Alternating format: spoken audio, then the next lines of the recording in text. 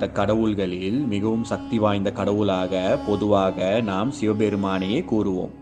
ஆனால் சிவனை விட கோபமும் ஆக்ரோஷமும் வேகமும் நிறைந்த கடவுளாக ஒரு கடவுள் கருதப்படுகிறார். சிவன் கோயில்களின் முன்வாசல் பகுதியில் நாயை வாகனமாக கொண்டு ஒரு கடவுளின் சன்னதி அமைக்கப்பட்டிருக்கும். இவரே அந்த சிவன் கோயிலுக்கும் உள்ளே இருக்கும் சிவனுக்கும் பாதுகாப்பாக இருக்கிறார். சக்தி வாய்ந்த சிவனுக்கே பாதுகாப்பு தரும் இந்த கடவுள் எவ்வளவு பலம் கொண்டவர் என்பதை இதன் வழி நம்மால் அறிய முடிகிறது. சிவன் போர் தலைவர் என்றால் அவருக்கு பாதுகாப்பாக 64 பேர் இருந்துள்ளனர். இந்த 64 பேரும் சிவனுக்கு கட்டுப்பட்டு சிவனுக்கு இணையாக சக்தியை படைத்தவர்கள்.